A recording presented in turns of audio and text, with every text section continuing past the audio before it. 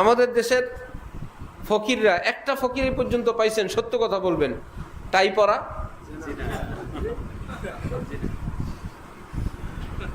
যে ভাই বেচারা টাই পরে ভিক্ষা করে, এটা পড়লেই ভিক্ষা দিবে না। কারণ কারো দিল গালাইতে হইলে মনে চাক আর না চাক এটা টুপি পরে আসতে হবে।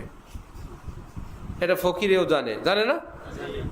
ভোটের আগে যদি কেউ জুমার দিন, জুমার সময় আশপাশে কোথাও মিটিং করে, ভোট কমবে না বাড়বে, মনে চাক আর না চাক মসজিদে যাইতে হবে। এটা মুসলমান দেশ, ঠিক না? মুনাজাত, দোয়া, দুরুদ, তসবিহ, নামাজ এগুলা মানুষকে দেখাইতে হবে। এগুলা কি অরিজিনাল? কি বলেন?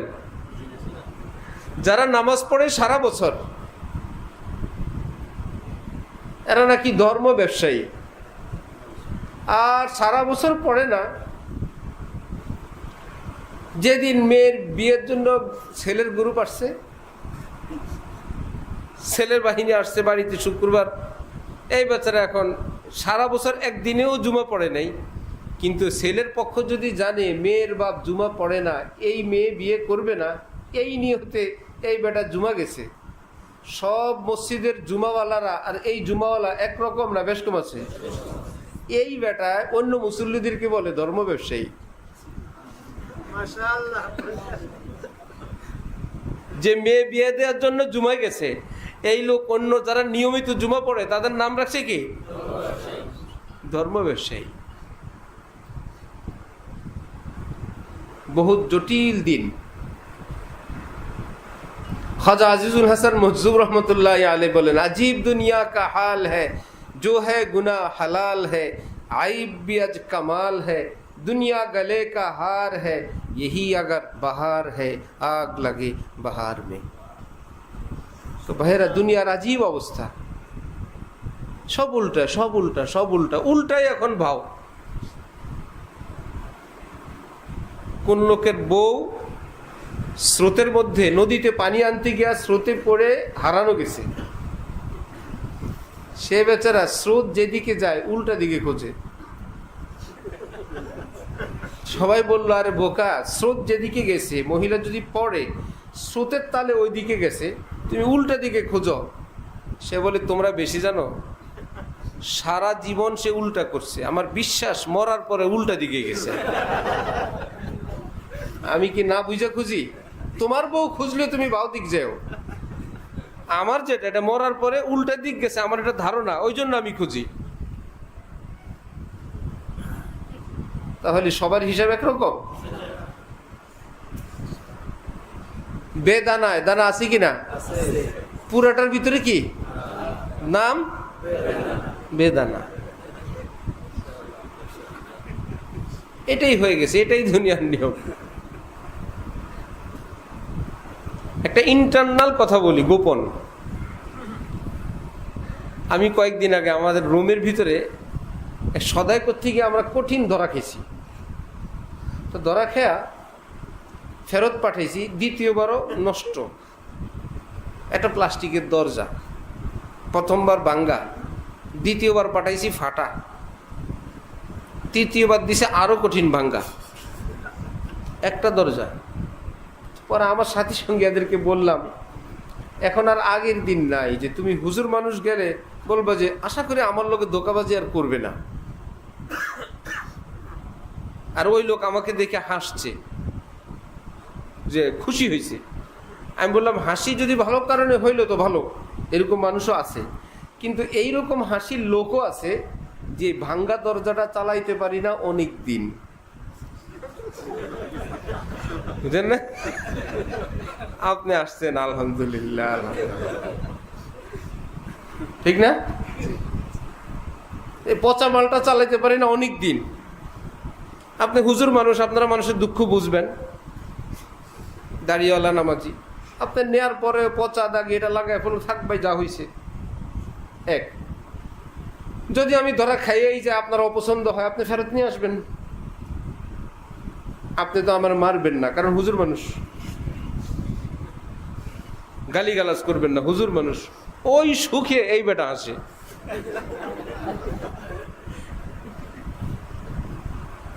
পরিস্থিতি এমন না?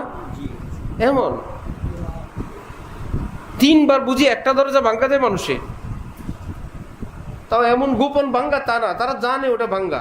নিয়ে ফেরত নেওয়ার পরে একজন আরেকজনে বলে, তোরে বলছি না সুবরগুলো দিয়ে আটকে দিতে।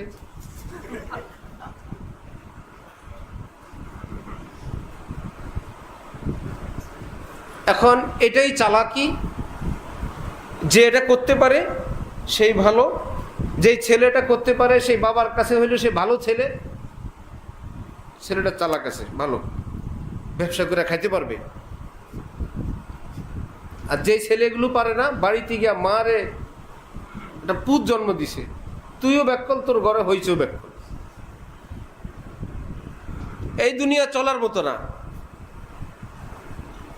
বহুত আশ্চর্য, বহুত আশ্চর্য। আল্লাহ আমাদেরকে দ্বীনের সহি বুঝ দান করেন।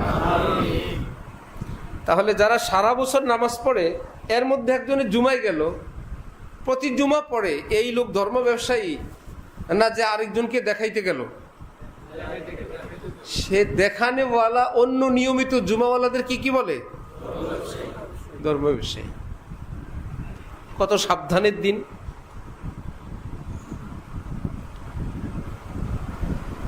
এই বাংলাদেশের ইতিহাসে বাংলাদেশের কোন রাজনীতি, বাংলাদেশের কোন মানুষ, পাকিস্তানের কোন মানুষ কেউ কোনোদিন বলছিল, পাকিস্তানিরা বলছিল বাংলাদেশটা আবার দখল করা দরকার?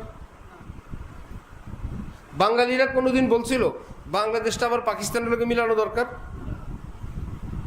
তারপরেও যারা নামাজি, এরা সব পাকিস্তান বানায় ফেলতে চায়। বাংলাদেশটাকে কি বানাইতে চায়? যারা ঘোষণা দেয় ভারত যেভাবে অখণ্ড ছিল, আবার এটাকে অখণ্ড ভারত বানাবো, একদম পরিষ্কার ঘোষণা দিয়ে এটাকে আবার ভারত বানাইতে চায়, এবং তার প্ল্যান, প্রোগ্রাম, পরিকল্পনা, খুঁটি লাঠি সব ব্যবস্থা করে ফেলে। তারপরও তারা হলো কি?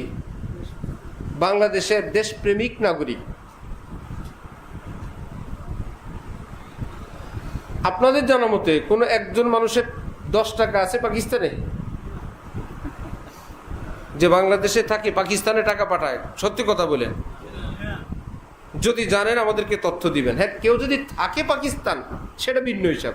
এই দেশে কাজ করে, এই দেশে ব্যবসা করে, গোপনে গোপনে পাকিস্তান টাকা পাঠায়, পাকিস্তান ব্যাংকে টাকা রাখে, এরকম থাকলে আমাদেরকে জানাবেন, আমরা পুরস্কার দিব। আর ওই দিন থেকে আমরা এই কথা আর বলবো না। কিন্তু আপনাদের জানা মতো এই দেশে থাকে, ভারতে টাকা জমা রাখে, এরকম লোক আছে না নাই? তারপরেও তারা এই দেশের দেশপ্রেমিক। আর আলেম ওলামা দিনদার নামাজি যারা, আপনারা হইলেন পাকিস্তানপন্থী, যখন তখন দেশটাকে পাকিস্তান বানাই ফেলবেন।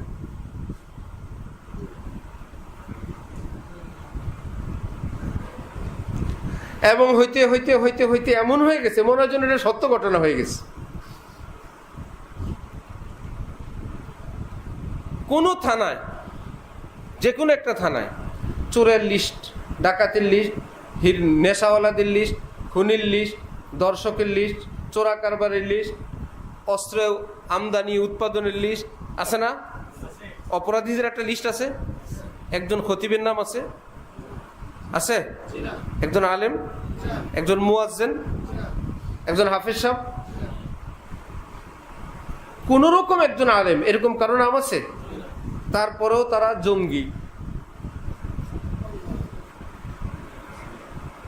তারপরে এই মানুষগুলো কি জঙ্গি? জঙ্গি অর্থাৎ যোদ্ধা অথবা সন্ত্রাসী। যারা সন্ত্রাস করে, এতগুলো কাজ করে, যাদের লিস্ট থানায় থানায়, সকল গোয়েন্দা বিভাগের কাছে, সব জানে তারা, তারপরও তাদের নাম জঙ্গি। বলতে বলতে বলতে বলতে এখন মনে হয় এরকমই হয়ে গেছি, মনে জানা, হ্যাঁ আমরা কি করবো, আর আমরা জঙ্গির দল। মৌলবাদী বলতে বলতে শেষে মৌলবাদীর ব্যাখ্যা টেকা করে কখন আমরা মৌলবাদী, যা যারা মূলের সঙ্গে আছে আমরাই মৌলবাদী, যারা মূলে থাকে তারা কি মৌলবাদী? এটা কি তারা এই নিয়তে বলে না গালির নিয়তে বলে? ব্যাখ্যা করার দরকার কি? একটা সময় যদি এরকম হয়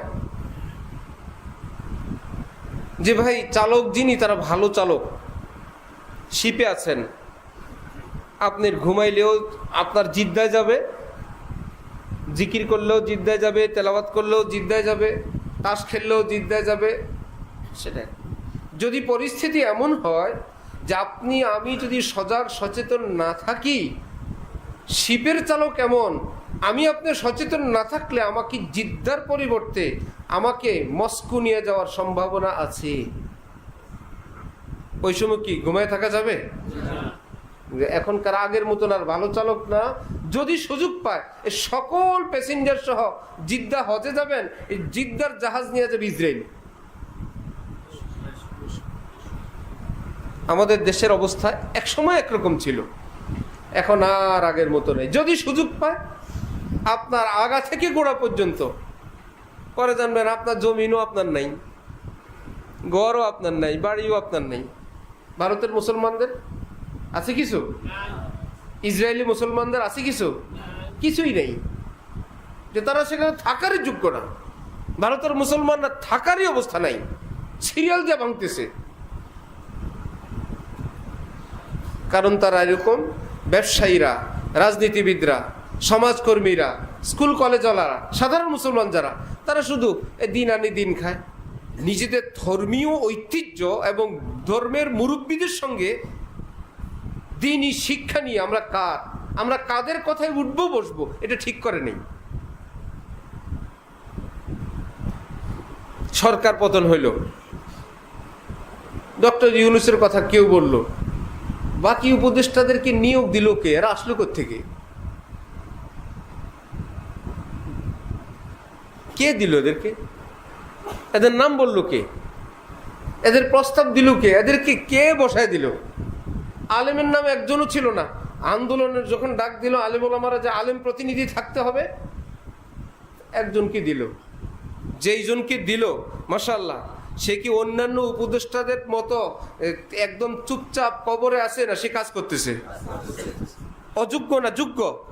বুঝা গেল আলেম যদি দেশ চালায় তাহলে কি পারবে কি পারবে না? নাকি অন্যদের মতো কবরে থাকবে? বাকিগুলো তো কবরে আছে।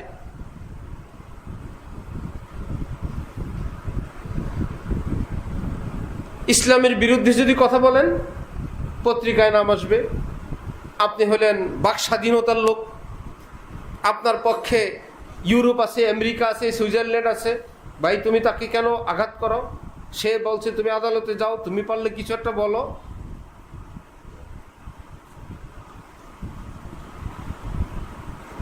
মুসলমান দেশ, মুসলমান আইন শৃঙ্খলা রক্ষাকারী বাহিনী, হিন্দু আলেদের পূজার পোশাক গলায় পরে তাদের সঙ্গে শরীক হওয়া লাগবে কেন? ভাই আমি মুসলমান। হিন্দুরা কোনোদিন পাগড়ি পরে আসে? মুসলমানদের ধর্মীয় অনুষ্ঠানে সেটাকে সম্মান জানাইতে আসে? কোরবানিতে গোস্ত খাইতে আসে? আমরা কি তাদেরকে খারাপ বলি? আসে না বলি? তাদের ধর্মে নিষেধ, তারা এখানে আসবে না।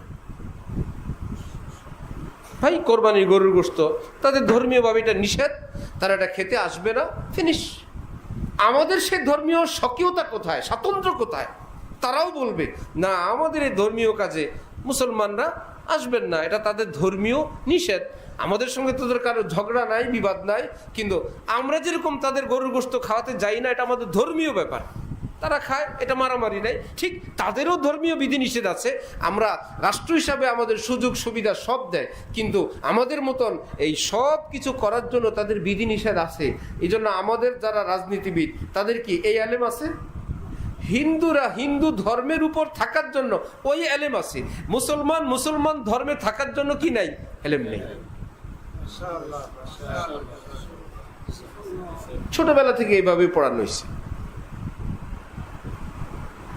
হিন্দুরা যারা হিন্দু তারা তাদের ঠাকুর চিনে, মেজো ঠাকুর চিনে, বড় ঠাকুর চিনে, তাদের একদম হেড অফিস ইন্ডিয়া পর্যন্ত সব জানে, জানে কি না? পূজার দিন জানে এবং কি করতে হয় সব জানে। কিন্তু মুসলমান মন্ত্রী হোক, সেও বলতে পারবে না এই দেশের হক্কানি শ্রেষ্ঠ আলেম কে, কে বলতে পারবে না।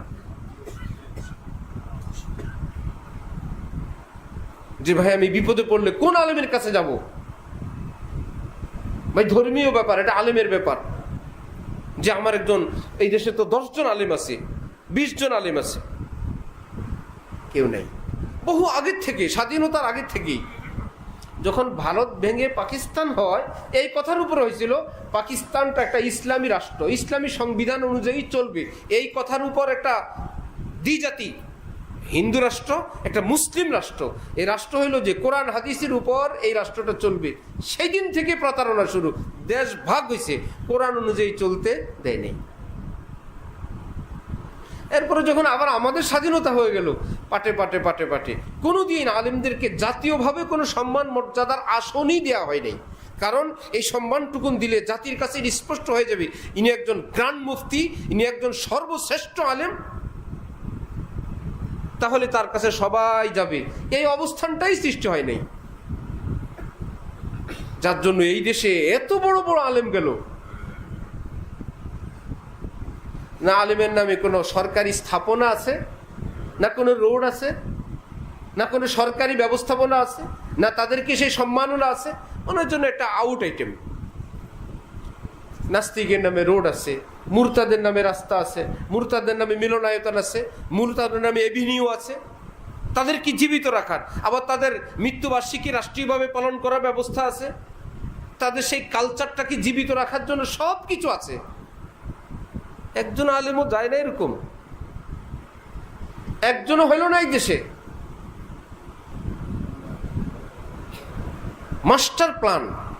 অথচ এইরকম উপদেষ্টাদের মধ্যে যদি 10 জন উপদেষ্টা আলেম হইতো, আফম ও খালিদ যদি 10 জন হইতো, 5 জন হইতো, কি ক্ষতি হইতো দেশের? আফম ও খালিদ কি অমুসলিমদেরকে সব পূজা বন্ধ করে দিছে? সব কি মুসলমান হওয়ার জন্য চাপ দিছে? ভাই তোমরা তা তোমাদের ধর্মীয় অনুষ্ঠান পালন করো। এই জন্য কাজের লোক এবং ধর্মীয় ব্যক্তিত্ব, ধর্মীয় শিক্ষা, এটাকে মাস্টার প্ল্যান করে একটা ঐচ্ছিক, একটা পিছনের জিনিস, একটা নিচু জিনিস, এটা আন্তর্জাতিকভাবে এবং আমার দেশীয় একটা চক্র আছে, কোনোভাবে যেন উঠতে না পারে। পত্র পত্রিকায়, মিডিয়ায় আল্লামা আহমদ শফির ইন্তেকাল, এই কোনো রকম না দিলে নয়, এমন একজন ব্যক্তি কোনো রকম একটু দিল, বাকিগুলো আর কে মরে কে বাঁচে কোনো খবর নাই। হ্যাঁ, নষ্টামি করে চিত্র জগতে, শুটিংয়ের জগতে বহু ছেলের চরিত্র নষ্ট করছে, বহু মেয়ের চরিত্র নষ্ট করছে, বহু মানুষের ঘর ভাঙছে, বহু মানুষকে পরকীয়া শিখাইছে, বহু মানুষকে যৌন নষ্টামিতে লিপ্ত করছে। এইরকম লোক যখন মৃত্যু হয়, বড় বড় মানুষরা, পত্র পত্রিকাওয়ালারা, মিডিয়াওয়ালারা এমন ভাবে দেয় যে তার মৃত্যুতে জাতি একটা বিশাল রত্ন হারাইল। কারো শোকবাণী, কারো পৃষ্ঠা, কারো ঘন্টা ঘন্টা, কোথায় এখন তার লাশ আছে। কোন আলেমের, সে যদি হাজার হাজার মুহাদ্দিসও রেখে যায়, হাজার হাজার দেশের নাগরিকও রেখে যায়, সৎ নাগরিক যাদের লিস্ট থানায় নাই, এরকম মানুষ তৈরি করে গেছেন। বরং মানুষ তৈরির কারিগর রেখে গেছেন, শুধু মানুষ না, মানুষ তৈরির কারিগর, তাদের নাম নাই, ঠিকানা নাই। বিদেশ থেকে টাকা এনে বা দেশীয় কোন অর্থায়নে লুপাট ফাঁকে কিছু ছেলে মেয়েদেরকে এক জায়গায়, কি এটা শিশুপল্লী, এখানে শিশুদেরকে ফ্রি খাওয়ানো হয়, এতিম মা বাবা নাই যাদের তাদেরকে খাওয়ানো হয়। তাদেরকে রাষ্ট্রীয়ভাবে কি দেওয়া দরকার? যে জাতীয় পদক দেওয়া দরকার। তিনি 200 জন এতিমকে, অনাথকে লালন পালন করেন তার নিজের টাকায়। বিদেশ থেকে টাকা আসে 2000 জনের, খাওয়ায় 200 জনকে। অথবা 200 জনের জন্য যেই পরিমাণ আসে, সেই পরিমাণের মধ্যে বহু রকমের দুর্নীতি হয় খাওয়া দাওয়ায়। এই ছেলেগুলো যেখানে এরকম শিশুদের লালন পালনের সমাজ কল্যাণের আছে, কয়টা সেখান থেকে মানুষ হয়ে বেরিয়েছে যে সরকারিভাবে খাওয়া পড়া ব্যবস্থা শিক্ষা দেওয়ার পর সেখান থেকে বের হয়েছে বিসিএস ক্যাডার, সেখান থেকে বের হয়েছে সচিব, সেখান থেকে বের হয়েছে এসপি, সেখান থেকে বের হয়েছে প্রধান শিক্ষক, সেখান থেকে বের হয়েছে সচিব। দেখাইতে পারবেন কেউ? কোন রকম জীবন খেয়ালে বড় হওয়ার পর বেশ বড় হয়ে গেছে, তাদেরকে ছাড়ছে না। সেখানে শিক্ষা আছে না, দীক্ষা আছে না, পরিবেশ আছে না, চরিত্র শিক্ষা আছে। চরিত্র নষ্টের খবর তো আসতেই থাকে, তারপরেও তারা সমাজের মস্ত বড় সেবক। এক একটা মাদ্রাসা, এক একটা কওমি মাদ্রাসা, 1 টাকা সরকারের অনুদান নাই। গরিবের বাচ্চা আসছে, যা দিতে পারবে দিচ্ছে, দিতে পারবে না দিতে পারবে না। সমস্ত 3 বেলা খাবার, শুধু কি খাওয়ায় না, পড়ায়ও। কোন রকম পড়ায় না, হাফিজ বানায়। খালি হাফিজ না, আলেমও বানায়। আলেম বানায় না, মুফতিও বানায়। কেমন মুফতি? দুর্বল না শ্রেষ্ঠ? এদের কোনো অবদান সমাজের উপর নাই। মনে হয় যেন এরা বিদেশি নাগরিক পড়ায়। যে একটা সমীক্ষা এই দেশের মাদ্রাসাগুলো, তাহলে কি পরিমাণ গরিব ছেলেদেরকে তারা নিজস্ব অর্থায়নে, এই মাদ্রাসা কমিটি, এই মাদ্রাসার শিক্ষক, এই মুহতামিম জনে জনে জনে জনে যোগাযোগ করে চাল লাগবে, ডাল লাগবে, তেল লাগবে, কত রকমে ব্যবস্থা করে করে করে করে এই ছাত্রগুলোকে খাওয়ায়, পড়ায়। সমাজে এদের কোনো অবদান নাই? যেগুলোকে পড়ায় এগুলো কি চোর ডাকাত হয় না আদর্শ নাগরিক হয়? তাহলে আদর্শ নাগরিক গড়ার ক্ষেত্রে এই মানুষগুলোর অবদান কত? লক্ষ লক্ষ মানুষ, কৃষক, শ্রমিক, হেরোইন চিনা, তারা আবার মানুষ তৈরি, ইমাম, খতিব, ওয়াইজ, মুফতি, মুহাদ্দিস হচ্ছে, তা কত সযত্নে। এদের কোনো অবদান নেই। একজন সমাজ কল্যাণ কর্মকর্তা আমাদের বোর্ডিংয়ে খাবার খেলেন, বন্ধু মানুষ, বললেন যে একজন ছাত্রের খাবারের টাকা কত? বললাম আমরা 1500 টাকার মতো খরচ করি, সেই সময়ের হিসাব। মাথা পিছু টাকা নেই অনেক, কিন্তু বিভিন্ন বেতনে যায়, আবাসিক চার্জে যায়, অনেক কিছুতে যাওয়ার পর খাদ্যের জন্য আমরা 1500 টাকার মতো রাখি, শুধু খাদ্যের জন্য। এত স্পেশাল খাবার 1500 টাকা দিই। আমরা বললাম আল্লাহ বরকত দে। বললাম আমরা সমাজ কল্যাণ থেকে 4500 টাকা দেই এক একটা শিশু বাচ্চার খাবারের জন্য, শুধু অন্যান্য হিসাব নিকাশ, বিল টিল, পানি, সেটা তো আলাদাই, শুধু খাবারের জন্য। বললাম এর চাইতে আরো নোংরা, আরো নিকৃষ্ট খাবার কেন? বললাম সেখানে কি এক চোরে নেয়? যে লেখে সেই চোরে নেয়, যে আনে সেই চোরে নেয়, যে বাজার করে সেই চোরে নেয়, তেলওয়ালা চুরি করে, তরকারিওয়ালা চুরি করে, প্রতিদিন চুরি করে, লুন চুরি করে, বাবুর্চিরা এনে দেয়, বাবুর্চি চুরি করে। এত চোরের পরে যে ওই শিশুগুলো এক মুঠ খানা পায়, এটাই তো আল্লাহর রহমত। এটাই তো রহমত। মাদ্রাসার কাজ, আমাদের মাদ্রাসার জন্য গ্যাস লাইন সরকারিভাবে মঞ্জুর হয়েছে। গ্যাসের লাইন বন্ধ, বন্ধ মানে আবাসিক বন্ধ, শিক্ষা প্রতিষ্ঠান, হসপিটাল, কারাগার, এরকম কিছু জায়গা আছে, এটা বন্ধ না। অনুমোদন হয়েছে, পাস হয়েছে, আমরা পাইপ টাইপ আনছি। এখন অল্প কিছু কাজ বাকি আছে সরকারি, রুট কাটিং, রুট কেটে লাইন নিবে, এটা ফাইল নড়ে না। আমাদের মাদ্রাসার শিক্ষকরা গেছে, তারা বলে আপনারা আসছেন কেন? এই ফাইলের জন্য। এই ফাইল আমরা জানি না। আরেকজন বলতেছে এখানে 20,000 টাকা দিতে হবে, কেউ বলতেছে এখানে তো এই ফাইল কবেই চলে গেছে। মানে তাদেরকে এত কষ্ট, এত অত্যাচার, এত জুলুম। মাদ্রাসার নামে ফাইল, মসজিদ মাদ্রাসার নামে এই গ্যাসটা, এটার পরেই যখন এরকম, আপনারা আল্লাহর কসম করে বলেন সরকারি অফিস আদালতের সঙ্গে আমার আপনার যতটুকুন সম্পর্ক এবং যাতায়াত আছে, আমরা কি সেই কর্মকর্তা কর্মচারীদের থেকে একদম খুব সুন্দর সেবা পাই না কষ্ট পাই? তারপরেও তারা ভালো। আজীব কঠিন অবস্থা। হালাল নাই, হারাম নাই, জায়েজ নাই, নাজায়েজ নাই, পরকাল নাই, কাকে খাওয়াবো? আমরা মাদ্রাসার পানির বিল দেয় প্রায় 90,000 টাকা। ওয়াসাকে, ঢাকা ওয়াসাকে প্রায় 90,000 টাকা বিল আসে। সে ওয়াসার লোকের আইসা কারো বলে 10,000 টাকা আমাদের কিলে, আর 10,000 টাকা পানির বিল আসবে, 20,000 টাকা শেষ প্রতি মাসে। তাহলে যেই মিটারটার মধ্যে নাম্বার থাকবে, বললো ওটা আমরা ঠিক করে দেব। পরে জানা গেল পুরা শহর ব্যাপী এই পানি চুরি চলে, পুরা শহর ব্যাপী। ইল্লা মাশাআল্লাহ যারা ভালো আছে তো আছে। এরা আমাদেরকে বলে এরা বোকা, এরা কিছুই বুঝে না, এরা 90,000 টাকা বিল দেয়, কি দরকার? তা আমি বললাম যে ভাই, পানি চুরি করব 17 কোটি মানুষের টাকা, সরকারের টাকাগুলো কি একজনের না সব পুরা দেশের? 17 কোটি মানুষের টাকা চুরি করে 1000 মানুষে উজু করাবো, তাও চোরাই পানি দিয়ে উজু, চোরা পানি দিয়ে উজু করে কোরআন শরীফ পড়বে, চোরাই পানি দিয়ে উজু করে 5 ওয়াক্ত নামাজ পড়বে। আর মধ্যখানে কি হবে? মাদ্রাসার কিছু টাকা বাঁচবে। তো কি হবে? আমি চুরির ব্যবস্থা করে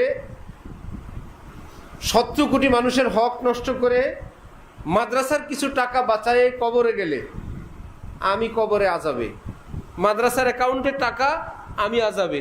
আমার এই মাদ্রাসার টাকা বাঁচানোর জিম্মাদারি আমি না। মাদ্রাসার টাকা খরচ হোক, 17 কোটি মানুষের হক তারা পেয়ে যাক, হালাল পানি দিয়ে উজু করুক, বরকতের মালিক কে? আল্লাহ। আমি ভাষা দিয়ে বলতে পারবো না। এই যে রন্ধ্রে রন্ধ্রে দুর্নীতি, ছোট্ট একটা কারণ হলো আমরা মুসলিম হিসাবে তলাবুল ইলমি ফারিজাতুন আলা কুল্লি মুসলিম, সকল মুসলমানের জন্য মুসলিম হয়ে বেঁচে থাকার এলেম অর্জন করা ফরজ। হালাল এটা জান্নাতি খাবার, হারাম এটা জান্নাতি খাবার। হালাল খেলে জান্নাতে যাওয়া যায়, হারাম জাহান্নামে নেয়। এই কথাটুকুন ক্লাস 1 থেকে নিয়ে এমএ পর্যন্ত যতবার পড়ানো লাগে পড়ানো দরকার। এই কথা পড়ানো দরকার। আলাম ইয়ালাম বিআন্নাল্লাহ ইয়ারা। হে দুর্নীতিবাজ, হে চোর, ডাকাত, তুমি কি জানো না আল্লাহ তোমার দিকে তাকায় আছেন? তোমার এই কলম, তোমার এই লেখা, তোমার এই সংখ্যা, আল্লাহ পাক তোমার দিকে তাকায় আছেন। বিআন্নাল্লাহ ইয়ারা ফেলে মুজারে। সে কি জানে না আল্লাহ পাক তার দিকে দেখতেছেন, দেখে আছেন? মুসলমান মনে করে না, ধরলে দুর্নীতি দমন কমিশন ধরবে, বেঁচে গেলে আমি বেঁচে গেলাম। কবর একটা জায়গা আছে, আমার আমল নামা একটা ব্যাপার আছে। এই আকীদা কি, যারা চুরি এবং দুর্নীতি করে এই মনের মধ্যে এই কথা কি তাদের স্পষ্ট ইয়াকিনি ভাবে বসা না হালকা? শিক্ষা ব্যবস্থা থেকে ওই এলেমটা উঠে দেওয়া হয়েছে। যারা সিনেমা করে, যারা নাটক করে, নাচ গান করে, বিভিন্ন শিল্পী গোষ্ঠী করে, কনসার্ট করে, মদ করে, জিনা ব্যভিচার করে, এরা সবাই সাংস্কৃতিক কর্মী। এদের পৃষ্ঠপোষক আছে, এদের মন্ত্রণালয় আছে, এদের ডোনেশন আছে, এদের সরকারের পক্ষ থেকে এদের জন্য বিভিন্ন জায়গায় নাট্যমঞ্চ, এদের জন্য অনেক টাকা পয়সা, দেশ বিদেশে সফরের ব্যবস্থা আছে। এবার জিনার শিকার হও, ব্যভিচারের শিকার হও, চরিত্র ধ্বংস হও। বিয়ে একটা জায়গায় 10টা হোক, বিয়ে ছুটে যাচ্ছে, পরকীয়া লিপ্ত হইতেছে। এটা কি দেশের জন্য রহমত না গজব? গজব। কিছু আলেমরা বলতেছে দেখেন সবকিছুর লিমিট আছে, অশ্লীলতা করা যাবে না, আনন্দ ফুর্তি শরীয়ত সম্মত যেটুকুন এইটুকুন করা যাবে। নারী ভিন পুরুষের সঙ্গে অবাধ মিলামিশা করতে পারবে না, অবাধ অবস্থান করতে পারবে না।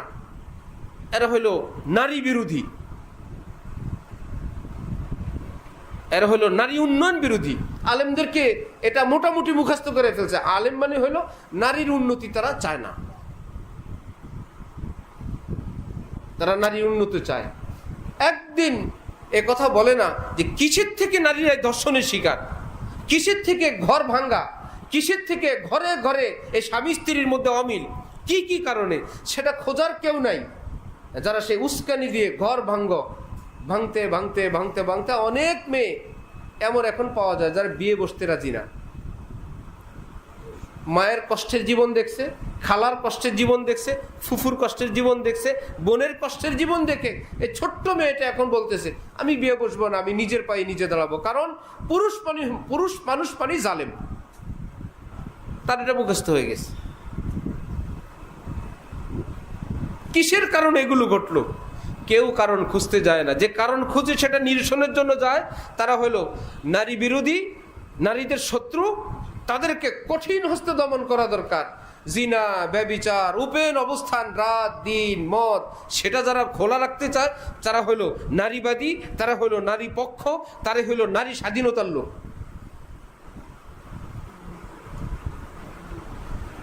এই জন্য আমার ভাইয়েরা, আমরা তো ছোট্ট একটা ঘরের মধ্যে বসে আর কি করবো?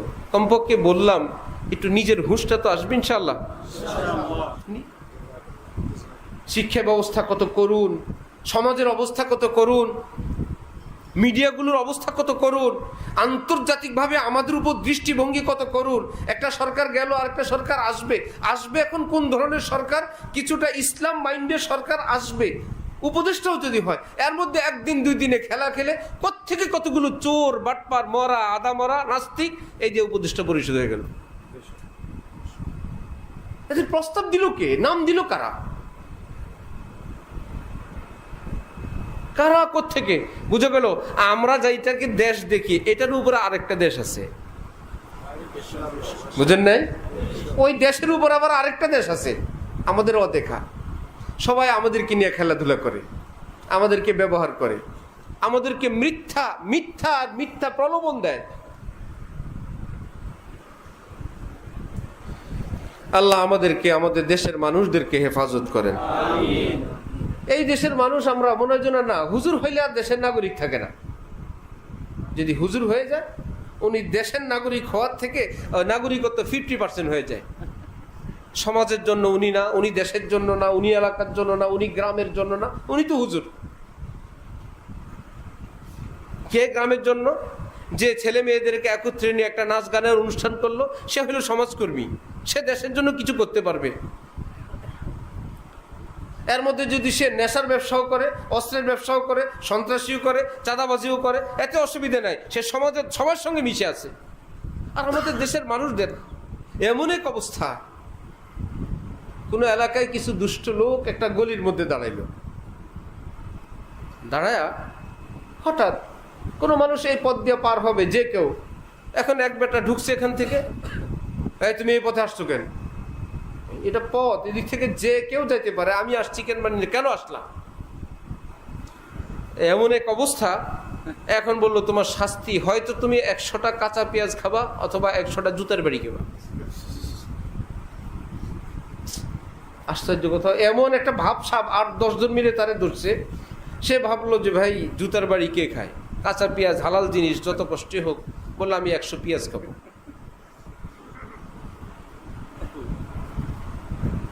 পেঁয়াজের ঝাঁজ এই কষ্টে একটু পরে বলতেছে, ভাই আমি যে কটা পেঁয়াজ খেলাম, বাকিটা আমার জুতার বাড়ি দেন। যখন জুতা দিয়ে পিটান শুরু করলো, ব্যথায় এখন বলে একটু থামেন, আমি তাহলে পেঁয়াজই খাই। বলেন তো, ওই সন্ত্রাসীরা যাকে তাকে গ্রেফতার করলো, এরা তো করলো ভুল। নিরপরাধ যে লোকটা, রাস্তা পথ, এখানে সব মানুষ যাবে, সেও যাবে, সে যে 2টার একটা মেনে নিছে, এটা কি তার ঠিক হয়েছে? সে বলার দরকার ছিল আমি জুতাও খাবো না, পেঁয়াজও খাবো না, আমার ইচ্ছা আমি এই পথে যাব, আমি স্বাধীন মানুষ, ঠিক না? আমাদের দেশের লোকেরা জুতা পেঁয়াজের জন্য ঠিক হয়ে গেছে।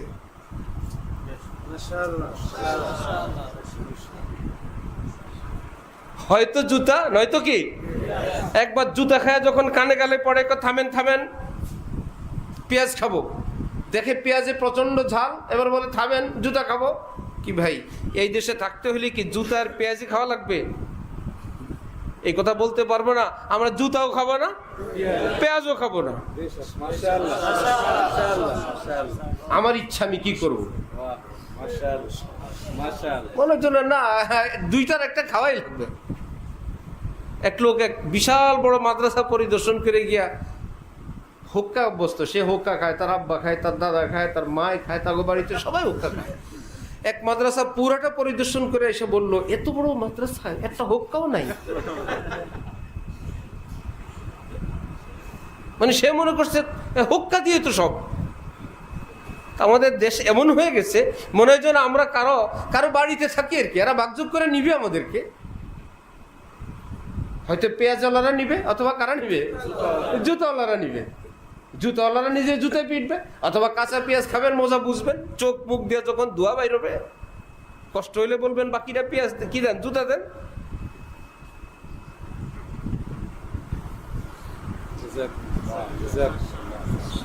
সময় মতন যাকে চেয়ার বসানোর বসায় দিবেন, আর 5 বছর চিলেবেন, আল্লাহ বিচারাইতে গেলে টাকা লাগে, ওনার কাছে যাওয়া যায় না, কাছের লোক তো বহুত খারাপ। আবার আশপাশ থেকে কয়েকটা শয়তান আছে, জোয়ান আছে, বুড়া শয়তান যদি বুড়া হয় তাহলে কি ভালো হয় না পাকা শয়তান হয়? তাল গাছ যদি 5 বছরের হয় তাহলে কি সার কম? তাল গাছের বয়স যদি 80 বছর হয়, কাইতে হয়ে পড়ে যাবেন, আরো মজবুত হয়েছে। তওবা করে যদি বুড়া ভালো না হয়, এই শয়তানি সহ যদি বুড়া হয়, তাহলে বুড়ার শয়তানের মধ্যে কি পিএইচডি হয় না? এরকম বুড়া পাশের থেকে বলে দিবে, থাক ভাই এখন এরকমই, দেশ তো এরকমই, ওই কিছু টাকা পয়সা দিয়ে বিচারের ব্যবস্থা করা লাগবে।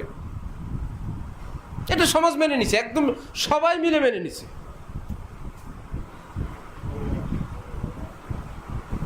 এবার যে টাকা বেশি দেয়, এবার দুনো পক্ষের টাকা খায়, অথবা 2 গ্রুপ 2 পক্ষের টাকা খায়।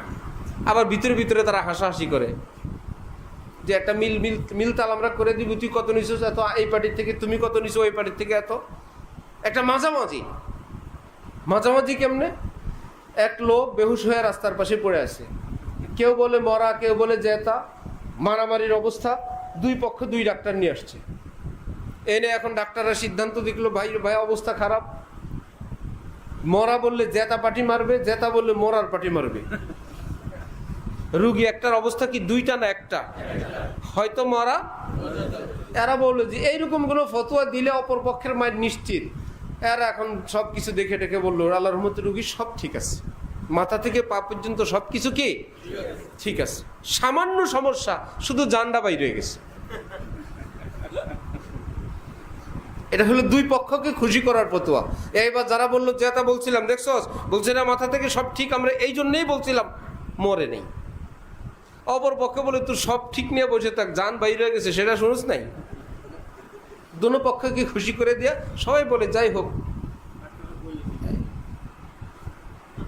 কঠিন অবস্থা এটা, গ্রামীণ পর্যায়ে, মহল্লা পর্যায়ে, ওয়ার্ড পর্যায়ে, উপজেলা থানা পর্যায়ে, উপরের পর্যায়ে এটাই হয়ে গেছে ব্যবস্থা। বিচার মানে হলো টাকা, বিচার মানে হলো টাকা, বিচার মানে হলো শক্তি। যে যারা একটু ক্ষমতাবান তারা একটা ভুল বিচ্যুতি করতেই পারে, মার দিতেই পারে। তুমি তো মার খাওয়ার পার্টি, এখানে মুখ খোলা যাবে না, কথা বলা যাবে না, এখানে ন্যায্যতার কোনো কথা নাই, এখানে অধিকার বলতে কিচ্ছু নেই। এখান থেকে বের হওয়া দরকার, আত্মমর্যাদা অর্জন করা দরকার। নিজে একজন দেশের নাগরিক, সে নাগরিকের সুনাগরিকের পরিচয় বহন করা দরকার। নিজের সিদ্ধান্ত নিজে নিব, শক্ত অবস্থানে আসা দরকার। এরকম পাড়ায় মহল্লায় যদি কিছু মানুষ তৈরি হয়, ইনশাআল্লাহ দেশের চেহারা পরিবর্তন হবে না ইনশাআল্লাহ।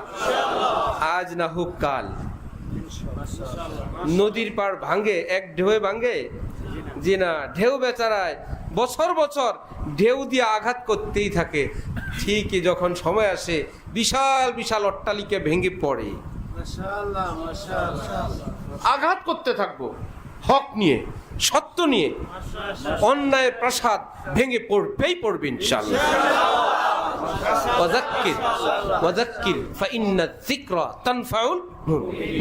নবীকে আল্লাহ পাক বলছেন আপনি নসিহত করতে থাকেন, আপনি নসিহত করেন। 1 দিন 2 দিন 3 দিন মুমিনের অন্তরে নসিহত প্রভাব ফেলবেই, ফায়দা হবেই। এখন এমন হয়ে গেছে, মৌলবী বাণী হলো মৌলবী, শুধু নামাজ রোজা নিয়ে থাকবেন। হ্যাঁ, আমরা চুরি করব, ডাকাতি করব, নষ্টামি করব, টাকার ভাগ করব, মদের ব্যবসা করব, জিনা ব্যভিচার করব। কি মুক্তিযুদ্ধ স্মৃতি অথবা মুক্তিযুদ্ধ সংস্কৃত অনুষ্ঠান 1 মাস ব্যাপী মেলা চলবে, জিনা চলবে, নেশা চলবে। যেহেতু মুক্তিযুদ্ধ নাম আছে, এটা হালাল। কত বড় শয়তানি দেখছেন? যেহেতু ওটার নামে আপনি মাহফিল করবেন, আপনার বহুত অফিস থেকে আপনাকে পারমিশন আনতে হবে। কালচারটা কোথায় গেছে? এটা মুসলিম দেশে। ভারতে হিন্দুদের ধর্মীয় কোনো ব্যাপার নিয়ে সরকারের কাছে কোনো আবদার আছে, কোনো আবেদন আছে? দেশটা হিন্দু অধ্যুষিত, এখানে আবার কি আছে?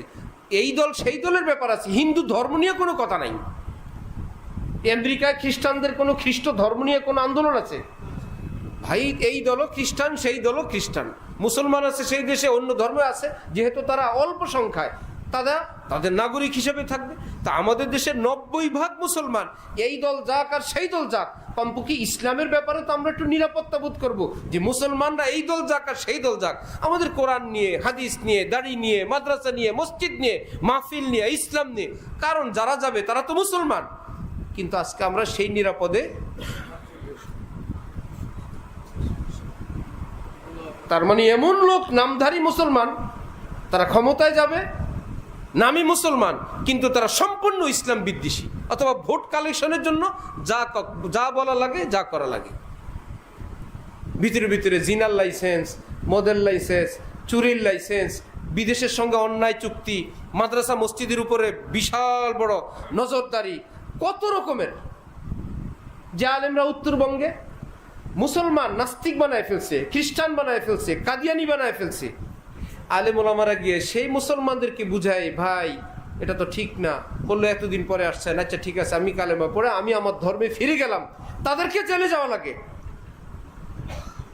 তারা জেলে যায়।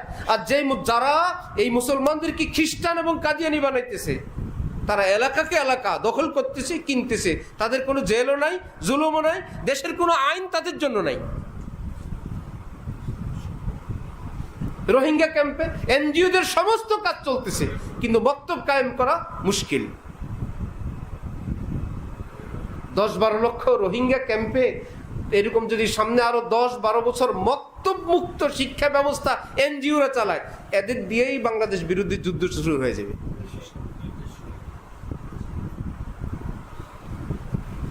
সংবাদ আসছে বাংলাদেশে এক লোক হারানো গেছে, সে পাকিস্তানে সেনাবাহিনীর হাতে টিটিপি নামে সে সেখানে নিহত হয়েছে। অথচ খবর পাওয়া গেছে বাংলাদেশ থেকে গেছে ভারত, ভারতের থেকে গেছে পাকিস্তান। তাহলে যেখানে ট্রেনিং পাওয়া দরকার সেখানে গিয়ে ট্রেনিং নিছে। বাংলাদেশ থেকে গেল ট্রেনিংয়ের জায়গায়, ট্রেনিংয়ে গিয়ে ইসলামীওয়ালা হয়ে পাকিস্তান গিয়ে নিহত হয়েছে। তাহলে এর জবাব কি মুসলমানরা দিবে না ভারত দিতে হবে? না, এর জবাব আমাদেরকে দিতে হবে। তোমরা কোন ট্রেনিং দিয়ে সেখানে গিয়ে তাকে পাকিস্তান রাষ্ট্রের বিরুদ্ধে কাজে লাগালা?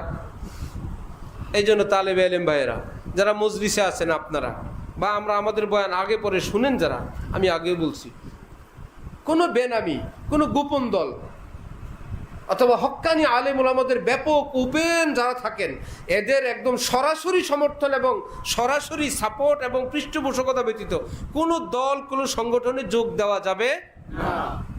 খুব কঠিন। এই দেশে ইহুদিদের দল আছে, খ্রিস্টানদের দল আছে, কাদিয়ানিদের দল আছে, ইহুদিদের দল আছে, অমুসলিমদের দল আছে, বহু রকমের ইসলামের নামে। বহু আগে হাদিসের বাজার যখন গরম, মানুষ হাদিস শুনলেই কথা শুনে। আমাদের উস্তাদরা শুনেছেন, এক লোক বাজারে গেছে বেগুন বেচতে, কেউ বেগুন নেয় না।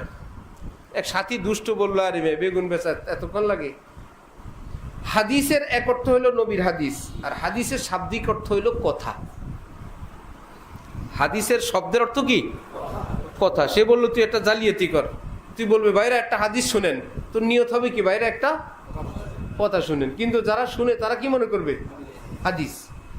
ভাই ও এক হাদিস শুনো, সব লোক তো মুসলমান বাজারের মধ্যে, ভাই এই লোক হুজুর কি হাদিস, বেজুঙ্গা খানা বহুত বেহতার আমল হ্যাঁ, বেগুন খাওয়া বহুত উত্তম আমল। বাজারের মধ্যে যেহেতু হাদিস বলে হুজুর ছাড়ছে, মুহূর্তের মধ্যে বেগুনের বস্তা খালি হয়ে গেছে। আরে বাবা, তরকারি তো একটা নিবই, যেহেতু একটা হাদিস, বেগুন নিয়েছে। কারণ মানুষ তো এত কিছু জানে না।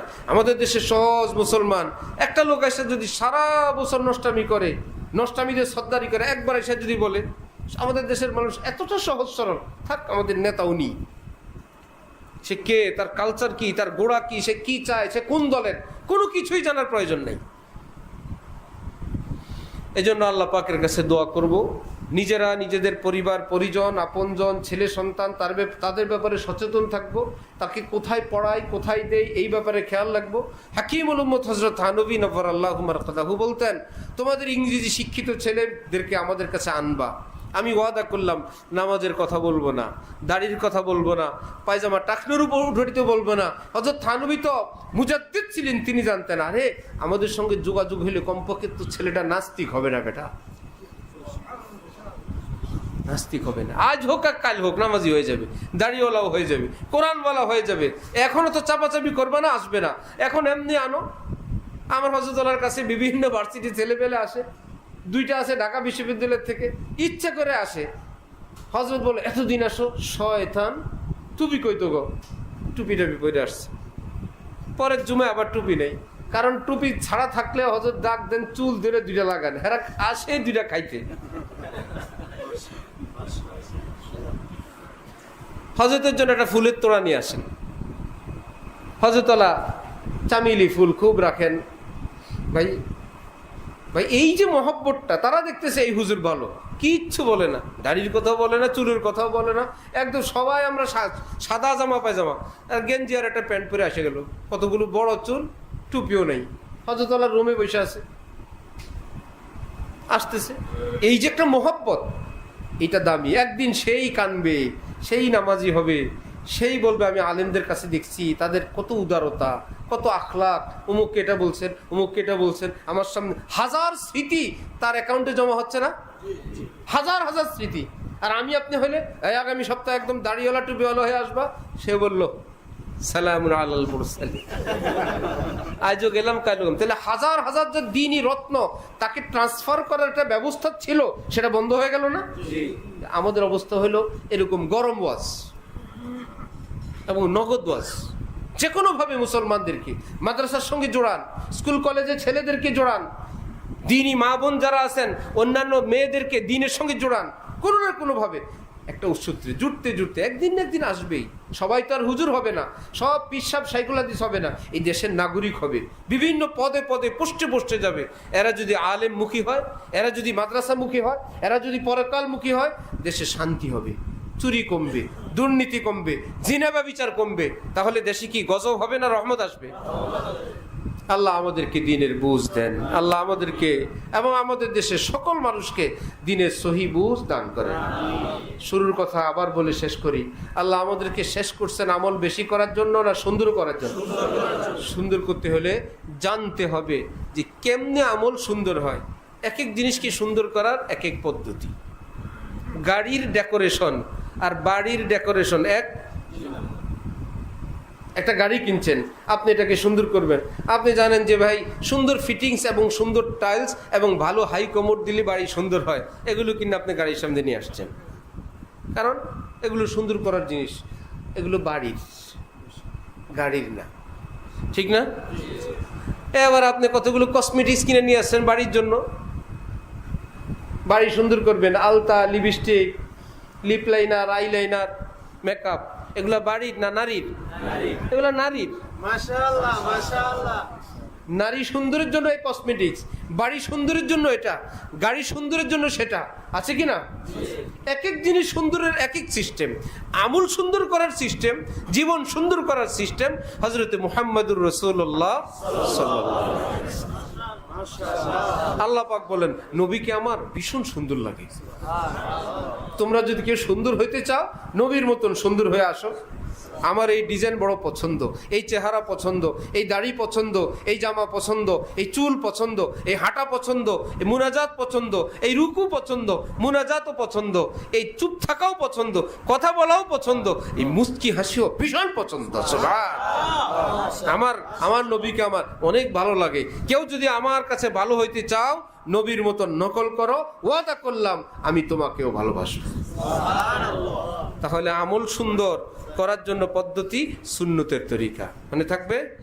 সুন্নতকে এই সুন্নত বললে সুন্নত হয়ে যাবে না, শিখতে হবে কোন আমলে কি সুন্নত, কোন আমলে কি সুন্নত, কোন আমলে কি সুন্নত। শুরু করবে ইনশাআল্লাহ। আল্লাহ পাক তৌফিক দান করেন। ওয়া আখিরু দাওয়ানা আলহামদুলিল্লাহি রাব্বিল আলামিন। বসছিলাম একদম 8:30টার নিয়ত করে, 8:30টায় ছুটি দিয়ে দেব। হ্যাঁ, পানি তো আগে।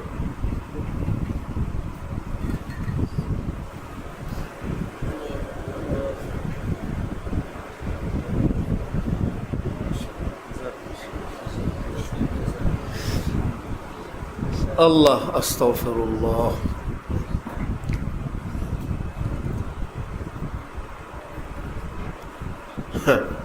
কোন এলাকায় ইমাম সাহেবের ছেলে হয়েছে, অনেক লোক নামাজ ছেড়ে দিছে। কার দুনিয়া কারে ভালো মনে করবো?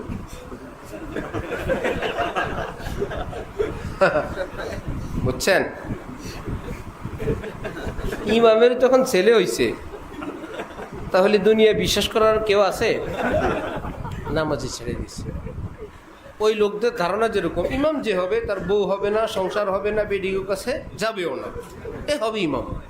ঠিক এরকম বহু মুসলমান আছে, হুজুর হবে যে রাষ্ট্র নিয়ে, সমাজ নিয়ে, দুর্নীতি নিয়ে, সুদ ঘুষ নিয়ে, অশ্লীলতা নিয়ে, রাষ্ট্র ক্ষমতা নিয়ে হুজুর কথা বলবে, হয়তো অনেক লোক নামাজ ছেড়ে দিবে। খানকা ছেড়ে দিত, গেছিলাম খানকায় আল্লাহ আল্লাহ শিখবো, ওই ইমামের বাচ্চা হইলে যেরকম নামাজ ছেড়ে দিছে, হুজুরের মুখে রাষ্ট্রীয় কোনো বিষয় নিয়ে কবায়ন শোনার পর বলেন না খানকাও এখন আর নাই, কিয়ামতের আলামত।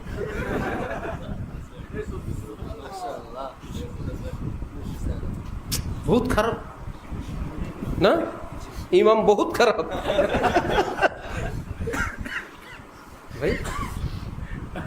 রাসূল সাল্লাল্লাহু আলাইহি ওয়াসাল্লাম এই পৃথিবীর রাষ্ট্র পরিচালনার সর্বোৎকৃষ্ট উদাহরণ এই পৃথিবীতে রেখে গেছেন। সাহাবাই কেরাম, হজরত ওমর, হজরত আবু বকর, উসমান, আলী রিজওয়ানুল্লাহি তাআলা আলাইহিম আজমাইনরা, উমর ইবনে আব্দুল আজিজরা এই পৃথিবীতে এই উম্মতের এবং কল্যাণ রাষ্ট্র যেটা, জনগণের অধিকার যেটা, স্বাধীনতা যেটা, সার্বভৌমত্ব যেটা, দেশপ্রেম যেটা, দেশের সম্পদ রক্ষা করা যেটা, নাগরিকের হক যেটা, সেটা তারা প্রতিষ্ঠা করে দেখাই গেছে। আমাদের মুফতি ফজলুল হক আমিনী রহমতুল্লাহ আলাইহি যখন এমপি সাহেব ব্রাহ্মণবাড়িয়ার, ওনার এলাকার লোকেরা, ছেলেরা বলে এই কি আপনি আপনার পক্ষ থেকে দিলেন?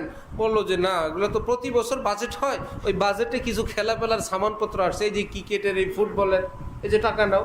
বললে এটা কি এই প্রথম? বললো না, এই প্রতি বছরের বাজেট হয়। এরা বলে জীবনের প্রথম শুনলাম আমাকে বলের টাকা সরকার দেয়, আগের বল গেল কই?